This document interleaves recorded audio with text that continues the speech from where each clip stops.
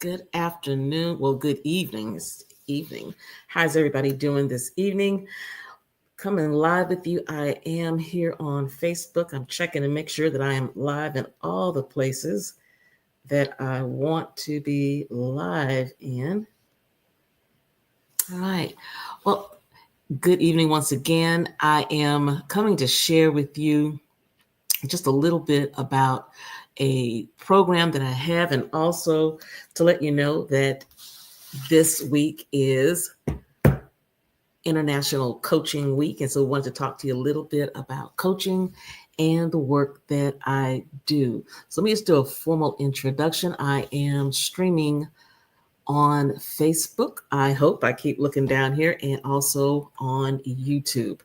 I am Thesha Jenkins, and I am a certified emotional intelligence coach, as also a gender-based violence expert. And what I wanted to come and share with you tonight is about a program that I have that is along the lines of providing coaching. And if you're streaming live with me, definitely go ahead and say hello when you pop in. So, this is targeting those who are in the helping profession, targeting those that are in the helping profession. And when I think about helping professions, definitely those who are doing work in the realm of gender based violence advocacy, that being case managers, legal advocates, resident advocates that actually work in shelter programs, also healthcare professionals. I have been a gender based violence advocate for 30 years, and probably I would say 90% of that work has really involved doing training. And so I have the opportunity over the last 30 years to provide training to law enforcement, healthcare providers, educators, and also those in corporate about domestic violence and how to be able to recognize, respond, and refer those who are impacted by domestic violence as well as sexual assault. And as I've done this work over the last 30 years, I am at a stage in my life of doing some transitioning and really wanting to, as part of my work in this season of life, is to provide mentorship and coaching. And probably for about the last decade, people have asked me, hey, can you provide coaching? Can you help me to become an advocate? I want to work with survivors of domestic violence. And can you provide me the training? And that's something that I've done over the last 3 decades, is provide training to new hires in the domestic violence and sexual assault advocacy world. There is 40 hours of training that is required through grants that support agencies that provide services to survivors of domestic violence and sexual assault through the Office of the Attorney General. However, that training that is provided through those shelters, it is not a national certified program. And so I'll be talking to you a little bit about that as well. However, let me stop. The topic tonight is about becoming your future self. So I want to talk to you about being your future self for those of you who are in the helping profession, and specifically those who desire or who are currently working with those who have been impacted by domestic violence. And so I've been reading a book, and I've been sharing that I've been reading this book by Dr. Benjamin Hardy called Be Your Future Self Now.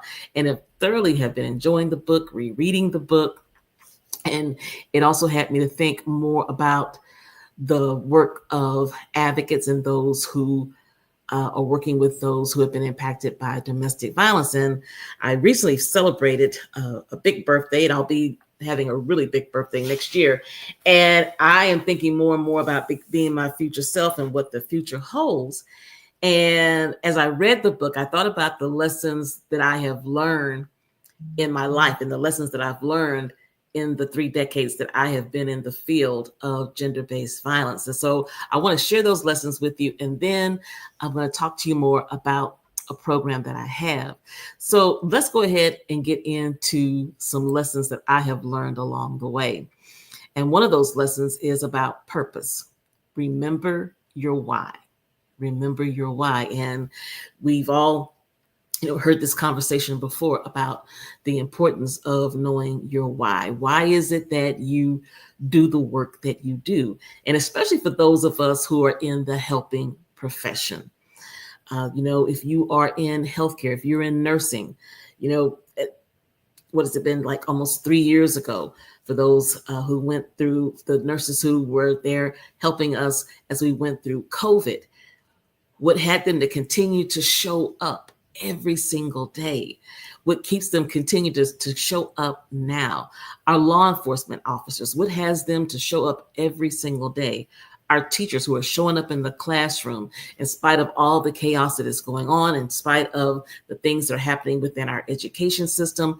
There are those who are truly dedicated to showing up and being there for the students. And as a helping professional, you really have to hone in on remembering my why.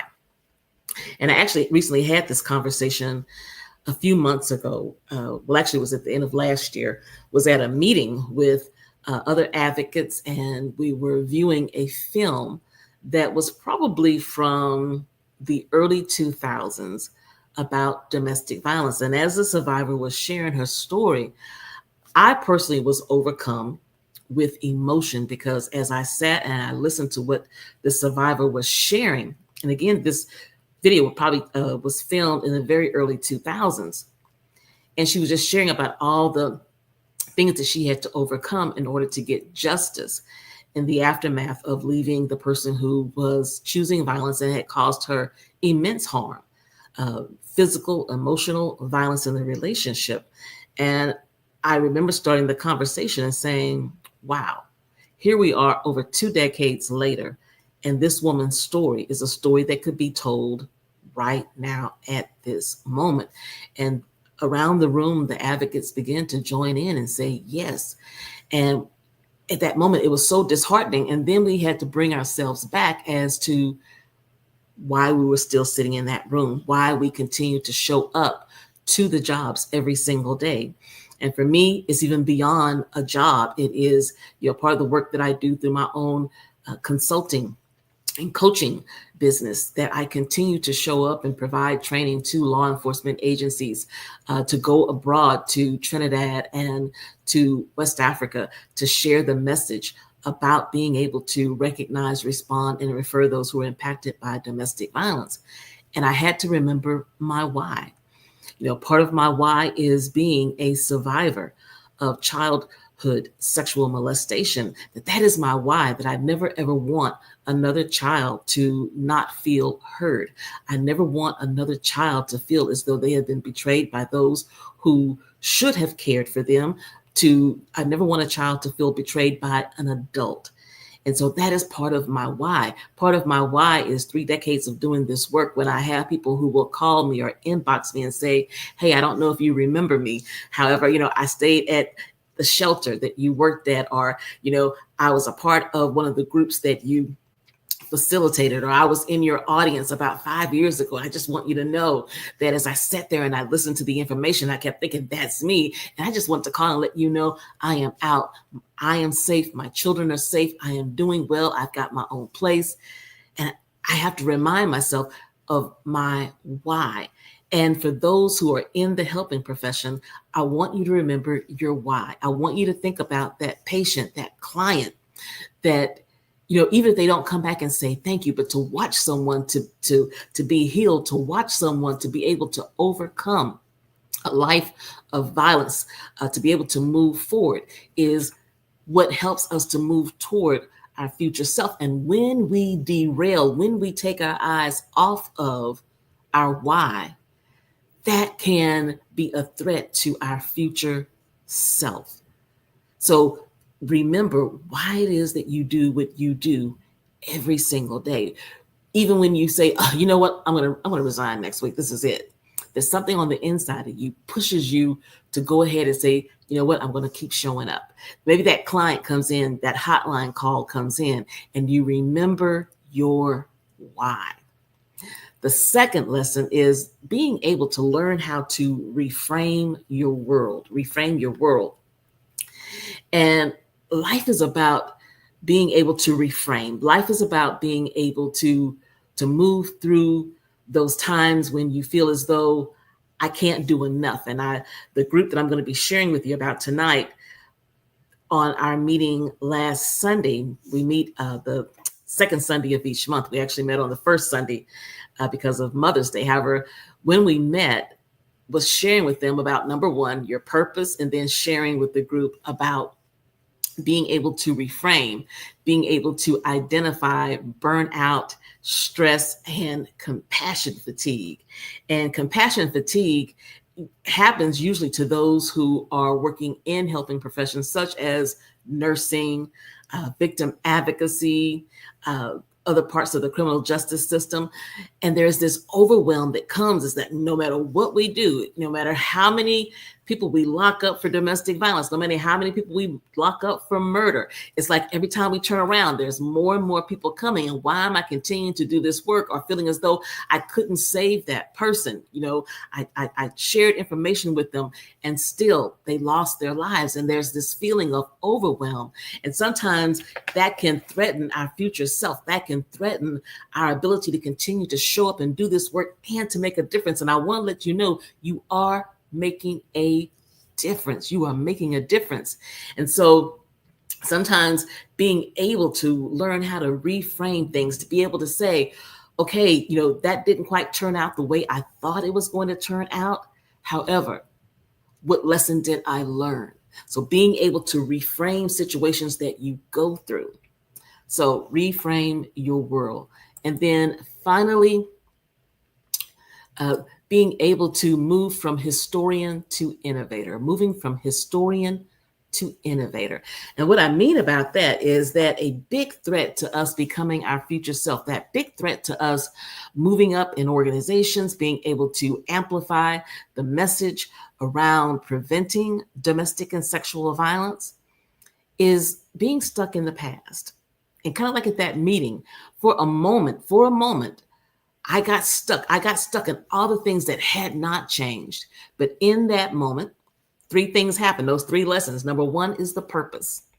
The purpose that because of increased education and advocacy, laws are changing, that there are more people willing to talk about the violence that happens behind closed doors. So going back to the purpose, why am I doing this work?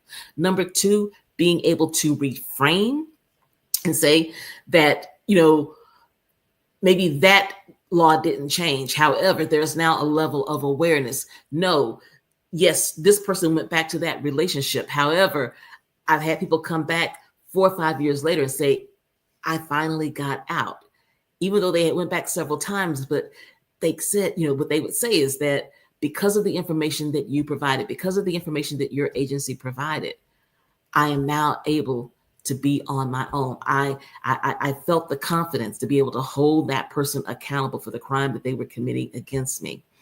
And then that final piece of being able to move away from being a historian to being an innovator.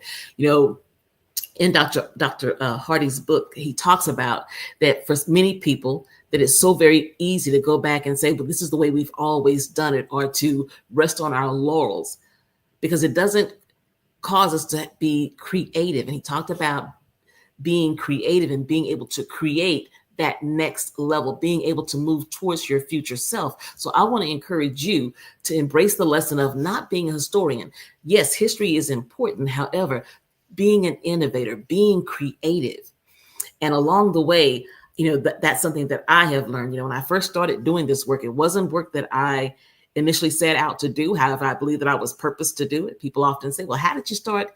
How did you even get into the world of providing services to survivors of domestic and sexual violence? How did you get to the point that you provide training and that you're an expert witness?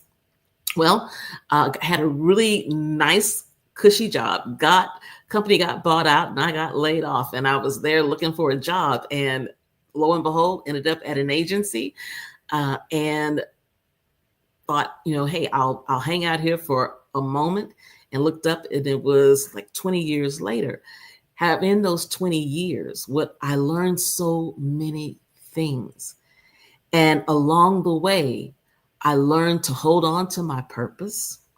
I learned to reframe everything that happened to me in the work that I was doing and not lingering in the past, always thinking, and now what?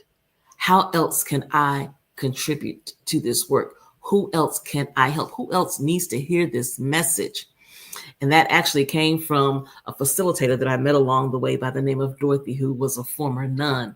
And she talked about knowledge being like in a well, and that we go to that well and we dip our gourd in, and we take out the water. Before we take a sip, we should ask ourselves, who else needs to drink from this gourd?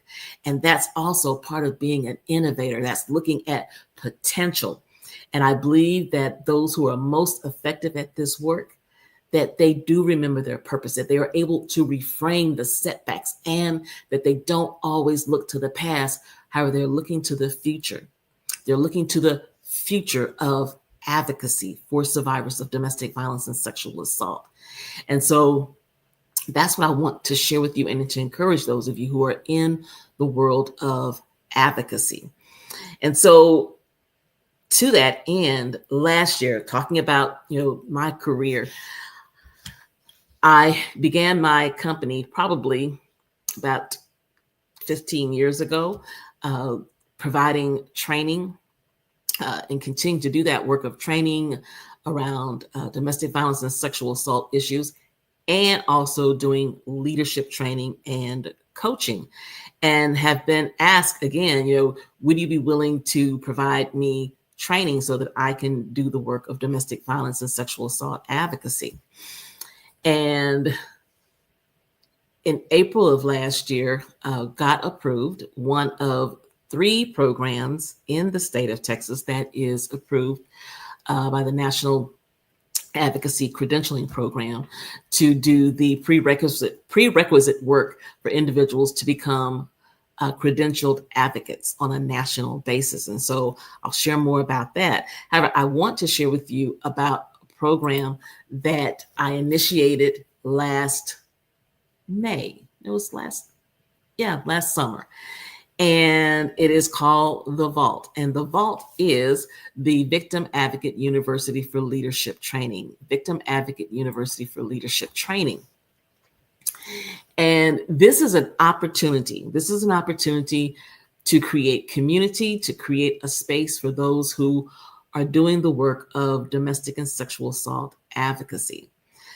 In this program, I meet with individuals once a month as a group, provide a mini training, and then also an opportunity to do some networking. There's a hot seat. So each session, we hope to do at least one hot seat session where individuals share an issue that they're having. It may be, hey, you know what?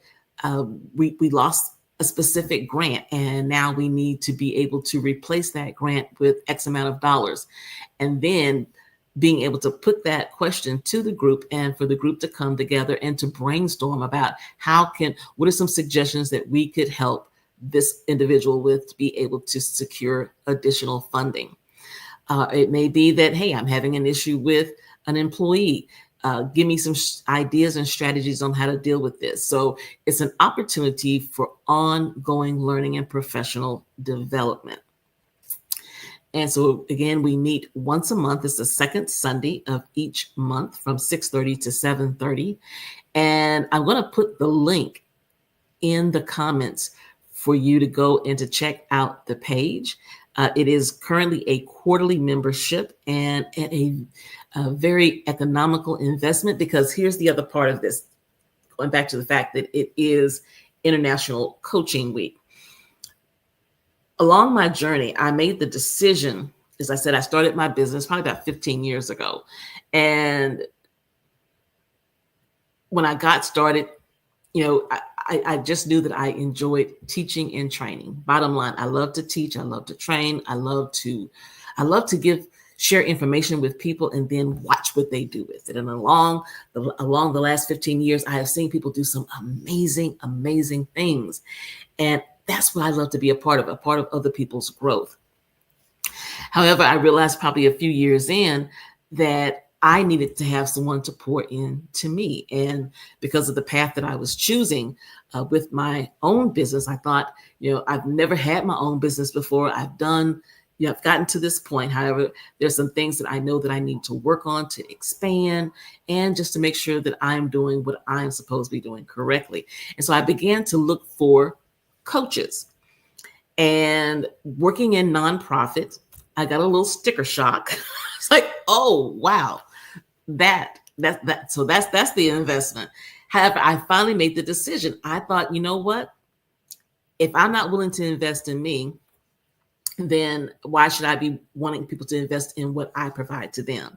And so I made the decision to begin investing. And I started off being a part of a group of entrepreneurs, Christian entrepreneurs at that. Started off with that program, and then finally launched into working with someone to help me to be able to up level and start increasing the investment that I was asking of potential clients.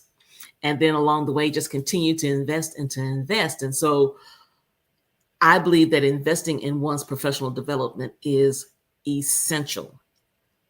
However, I also recognize as a former HR director that, especially for those who are working in the field of advocacy, grassroots programs, our domestic violence and sexual assault programs, that many times that the salaries are not as competitive as they should be, considering the work or the responsibilities that are there for those individuals who are providing this service. And so I decided I wanted to be able to provide an opportunity for those who said, you know what, I need professional development, I need community, I want mentorship, I want to be able to move to my future self. I see myself now as a resident advocate, and I can see myself being the manager of this program. I can see myself being an executive director one day. And so I need to start building those skills so that I can position myself for my future self in this work. And so that is what the Vault does. The Vault provides an opportunity for those who specifically are working in the field of domestic and sexual violence, working at local programs on a national basis. Currently, our membership is those who are right here in the Houston area. However, I want to put this out to those who are all across the nation. I'd like to even have it to be for those who are outside of the country. I have contacts in Trinidad and Tobago and West Africa. I want to extend this, and it's being extended at a level that individuals, no matter where they fall on the economic scale, that they can begin to invest in themselves. So again, I'll put the information there in the comments for you to be able to go and to click on that page to look at the Vault, what it all encompasses, and also to make an investment. I would love to have you. I will say that I am learning the importance of sharing the information. And what I've seen is that you grow. When you invest in yourself, that you grow. And I'll be bringing this to you again to share more information with you about the Vault. Some of the topics that we talk about. Again, last week we talked about mental health because May is Mental Health Awareness Month. Our meeting next month will focus on behavioral styles, the DISC assessment, and I'll be focusing on using the DISC assessment in working with clients because, as we know, every client is not the same. I always say that domestic violence is domestic violence, sexual assault is sexual assault. However, every client is different. And learning to be able to speak to a person's learning style, being able to speak to a person's behavioral style is key. And so definitely feel free to inbox me if you want more information. Would love to have you at next month's meeting. Again, the investment is based on a quarterly basis at this point. So every 3 months you renew, and I have 2 levels. There is a bronze level and a silver level.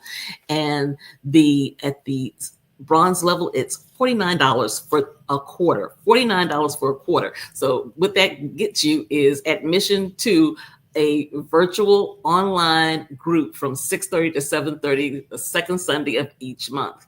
At the 149 level, at the bronze level, that actually gets you 1 day of Voxer coaching. So you will have 1 day in which you and I will be able to chat back and forth using the Voxer tool. So, and you come to me with one issue that day. So on that 1 day between say 9 to 4, 9 to 3, you can leave me a message. You may leave me a message at 9 o'clock in the morning, and I may get back to you by 9:30, or I may get back to you by 3 o'clock. And the message may simply be, hey, I'm actually considering putting in my resume. I saw an executive director position. I saw a legal advocate position, and these are my skill sets. Do you mind if I send over my resume and you can look at it? That's what you get. So for $149 for 3 months, you could have me review your resume and give you some pointers. Maybe the next month we meet, because this is over a 3-month period. You have submitted your resume, and yay, you actually got chosen for an interview. And so, we're going to I'll take you through a mock interview. I'm a former HR director. Hello. And then you get the job. 3rd month, we could talk about how to create your 90-day plan. All of that for $149 for a quarter. So would definitely encourage you to up level to that particular level in the membership. So I hope that this has been helpful. And then the next thing I want to share with you is that going back to the certification program for victim advocates, that you can go through my course. I have a 40-hour program, and I'll also put that here in the comments as well. And you go through the course, you earn your certificate of completion from me, then you submit that paperwork to the National Advocacy Credentialing Program. And once they review it, then you would be awarded to be a credential advocate in all 50 states. It is a national certification, and I'm also working to help them make it an international certification. So to learn more about that program, I will put that also here in the comments section so that you can review that. So that's what I have for you tonight. And again, remembering that it is International Coaching Week. And so I'll leave you with this about the importance of coaching. And here's something that I want to say about this. Sometimes people will say, well, I don't need a coach. I'm doing really well. People who need a coach are people who are failing. No, the people who get coaching are the people who are working to become their future selves. I hired coaches. I still hire coaches because I'm working on my future self. I am working to become the best at what I do. I am working at becoming my future self that has the opportunity to work abroad. So that is something that is a long-term goal of mine, is to be able to live abroad and to continue to do the work that I do, having clients on an international level. I need someone who can take me to that point.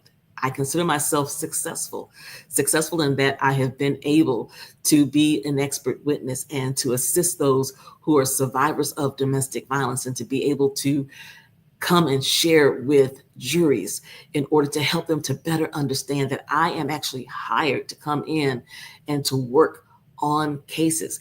That's success, that I have been invited abroad to train on domestic violence. That is success. That every position that I have held in my 9 to 5, being able, in the words of Drake, said, started at the bottom, right?